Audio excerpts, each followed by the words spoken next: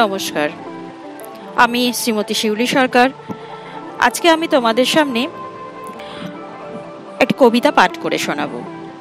কবিতাটি আমাদের স্বরচিত পরিবারেরই সদস্য কবি রব গর্গের লেখা। কবিতা মেঘ বাজান। বাজান, ও বাজান, ও মেঘ বাজান, শুনতে পাচ্ছ? একটু বৃষ্টি হয়ে ঝরতে পারে না গো বাজান? মাটি মাঝে আমার ফেটে ফুটি ফাট্টা হইয়া গেল গো বাজান। ও মেঘ, ও মেঘ বাজান আমার, একটু বৃষ্টি হয়ে আসো না গো আমাদের মধ্যে।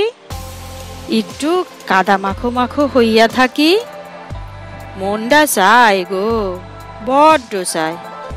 একটু গা মাখো মাখো হইয়ে থাকি আমি তোমার আর মার সাথে। সেই কবেতে করছি, মা মাগো আমার বাজান রে কেন দেখতে পাই না? বাজান কনে থাকে আমার? মা কেবলই উপর মুহি আঙ্গুল তুইলে ইশারা করতে থাকে। তুমি নাকি সেই উপর পানে কনে থাকো? আমি তাহলে দেখতে পাইনি কেন তোমারে?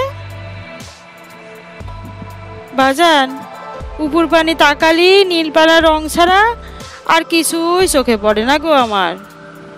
মা বলিছে তুমি নাকি আর কটা দিন পরেই ওই ছাতি ফাটা গরম পার হলেই আসবা।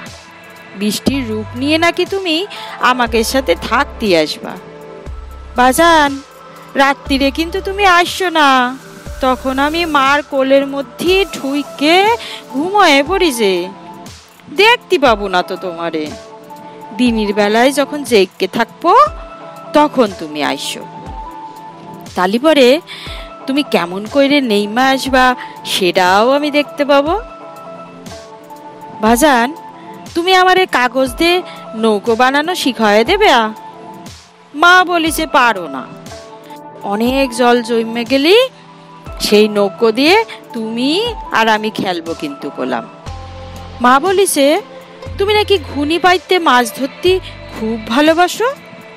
বাজান, ঘুনি দিয়ে মাছ ধরতে তুমি আমারে নিয়ে যাবা তো? ঘুনি দিয়ে খলসে মাছ মারা যায় বাজান। জানো বাজান, খলসে মাছ ভাজা খাতি আমার খুব ভাল লাগে। চরকডাঙ্গার মাঠে না হাটের দিন মোরগের লড়াই হয়। হাটের দিন কিন্তু আমি যাব তোমার সাথে, খুব ভিড় হয় শুনেছি ওখানে।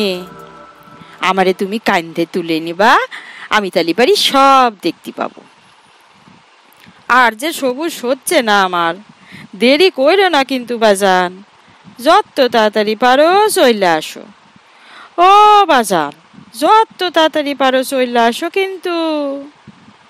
নমস্কার।